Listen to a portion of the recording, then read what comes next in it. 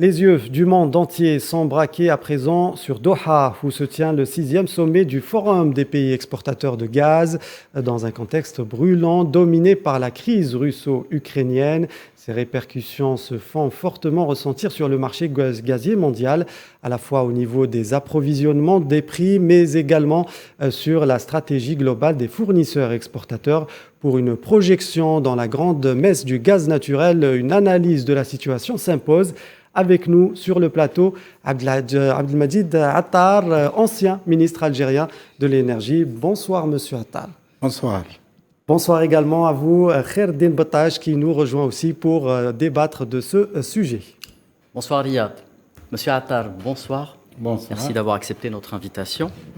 Alors, le marché gazier fortement perturbé par la situation et la crise russo-ukrainienne, on parle déjà de graves répercussions. Mais tout d'abord, un forum se tient dans ce contexte tendu. Les tenants, s'il vous plaît, Monsieur Attar, les tenants du sixième sommet du forum des pays exportateurs de gaz à Doha. Oui. Peut-être qu'avant, il faut dire quelques mots sur le GSCF ou le forum des pays exportateurs du gaz, parce que beaucoup de gens ne savent pas ce que c'est au juste. C'est une institution, c'est un organisme extrêmement important. Nous en faisons partie. Je tiens à souligner que le secrétaire général du forum est un Algérien, nouvellement installé, M. Hamel Mohamed, pratiquement moins de 2 mois et demi. Donc, le forum est extrêmement important parce qu'il regroupe pratiquement les 11 pays les plus importants, les plus grands producteurs de gaz, pratiquement. Ou ceux qui ont le plus de réserves. Ils sont 11, il y a 5 pays observateurs aussi, mais peut-être qu'ils vont rejoindre petit à petit. C'est pratiquement 70% des réserves gazières mondiales. Et là, je parle des réserves conventionnelles. 70%, c'est extrêmement important. C'est pratiquement, c'est-à-dire 140 000 milliards de mètres cubes de gaz qui sont renfermés dans ces pays. Donc le forum est important.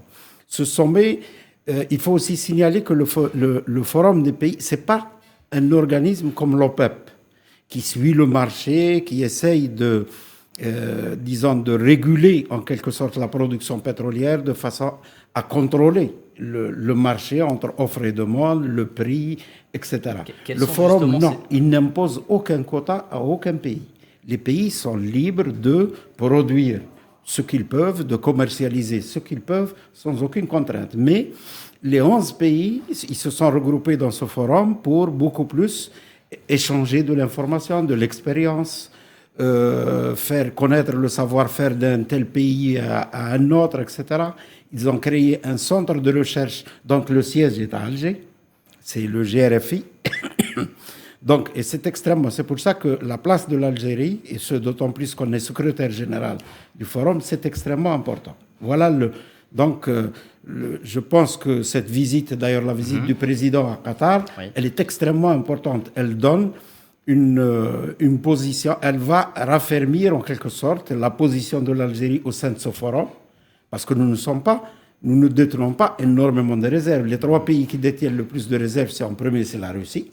Oui. En deuxième, c'est l'Iran. Beaucoup de gens ne savent pas que l'Iran, c'est la 2e réserve mondiale du gaz. Et eux-mêmes, ils produisent déjà beaucoup. Ils produisent, je crois, quelque chose comme 280 milliards de mètres cubes par an. Mais ils consomment beaucoup dans leur industrie, etc.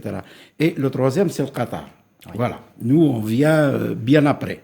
Bien après, mais notre place est extrêmement importante dans ce forum. Très bien. Plusieurs pays, notamment en Europe, ne sont pas à l'abri de quelques perturbations à cause de la crise russo-ukrainienne. Pensez-vous que ce scénario soit envisageable, le scénario dans lequel la Russie venait à fermer le robinet? Un scénario de rupture, en quelque sorte. Très sincèrement, j'en doute.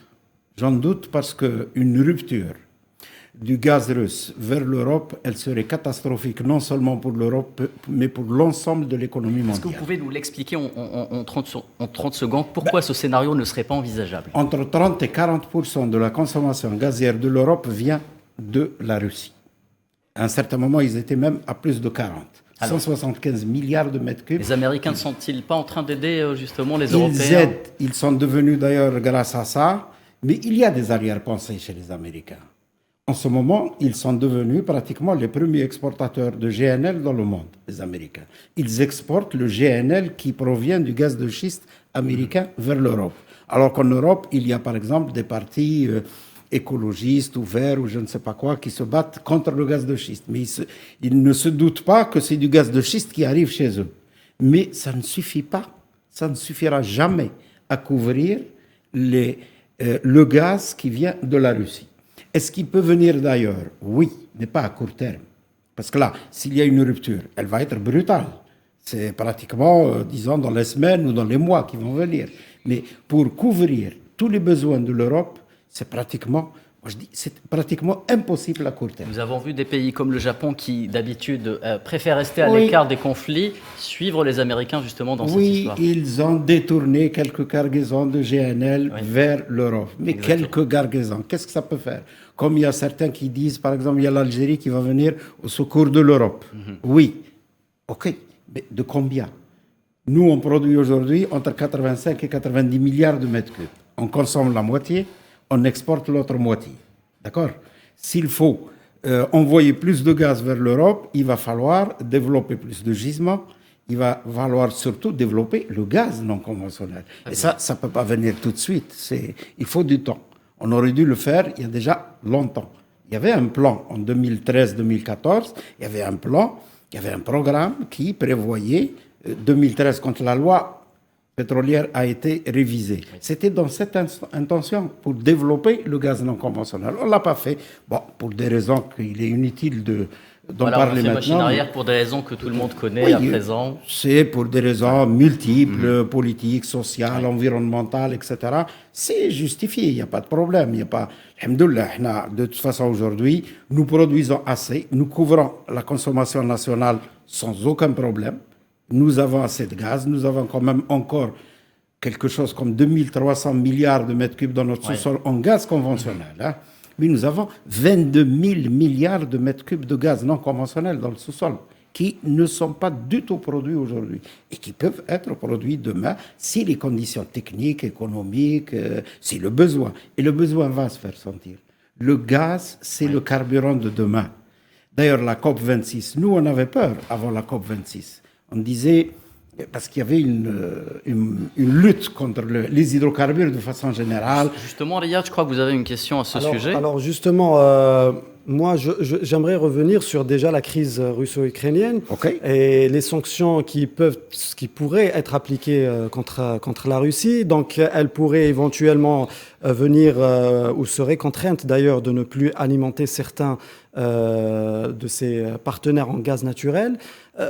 Que se passerait-il au niveau des marchés? Comment les outsiders pourraient tirer leur épingle du jeu, on va dire?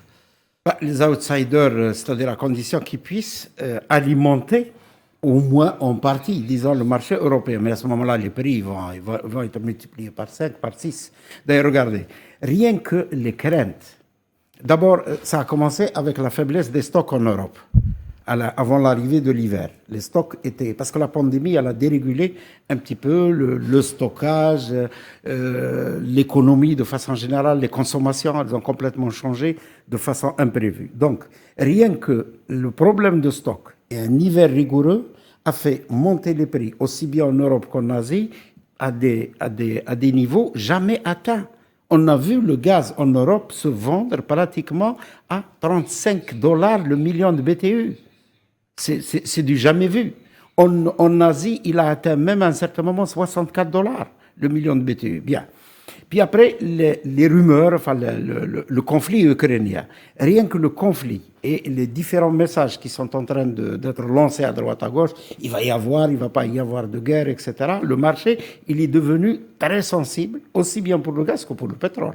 Le pétrole, il a gagné avec cette crise du gaz. C'est pour ça qu'il est monté au-dessus de $90. C'est à cause de ça, c'est pas à cause d'autre chose. Parce que l'OPEP est en train de fournir pratiquement une production qui fonctionne avec la demande. Le gaz, lui, il est monté à un niveau extraordinaire. Et là, c'est-à-dire s'il y a une rupture du gaz russe, le prix va atteindre des niveaux extraordinaires parce qu'aucun autre pays seul, et même plusieurs, ne pourront remplacer le gaz russe.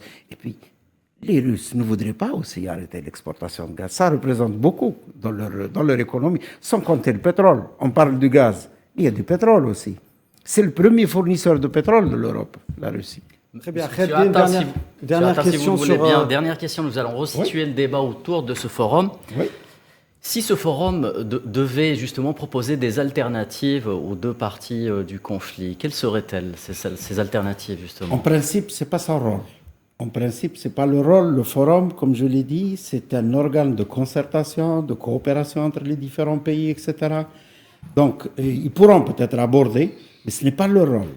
Donc, ils pourraient peut-être plutôt contribuer à s'agir, à assainir plutôt l'ambiance en disant, bon, écoutez, on peut peut-être fournir, par exemple, un peu de gaz à partir du Qatar, encore, par exemple, mais il suffirait, par exemple, d'ouvrir les vannes ou la possibilité à l'Iran de développer son gaz.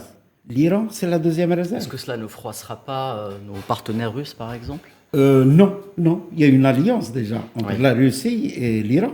Il y a une alliance extraordinaire, aussi bien économique que militaire. Il y a une alliance chinoise aussi avec l'Iran. Ça ne froissera pas du tout parce que le gaz iranien ne remplacera pas de sitôt le gaz russe. Il faudra donner le temps à l'Iran de développer ses réserves. Il a énormément de réserves. C'est le deuxième pays. Ça, y a rien à... En termes de réserve, en effet. Voilà. Très bien, merci beaucoup Monsieur Abdelmajid Attal pour toutes ces explications et surtout ces informations. Je rappelle que vous êtes ancien ministre algérien de l'énergie. Merci également Kherdine pour votre présence avec nous sur le plateau. Voilà, c'est la fin de ce 19h. Merci à tous de nous avoir suivis. Tout de suite, ne manquez pas la météo présentée par Madame Ziane Zitouni. Bonne suite des programmes sur Al 24 News. À demain.